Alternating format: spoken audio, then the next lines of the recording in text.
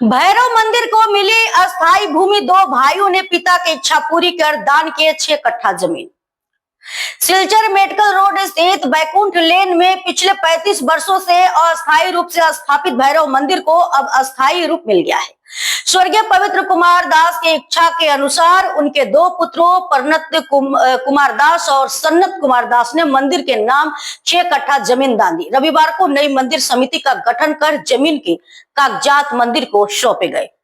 समिति ने इस महान कार्य के लिए दानदाताओं के प्रति आभार जताया और मार्ग का नाम भैरव बाड़ी सरणी रखा गया। আমাদের এই ভৈরব বাড়ি অনেক পূর্বে থেকে স্থাপিত হয়েছে।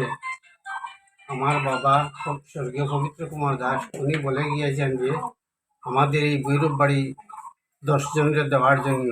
তাই আজ আমি 10 জনকে নিয়ে এই ভৈরব বাড়ির জমি বা এই ভৈরব বাড়ি 10 জনকে সঞ্জাইয়া দিলাম।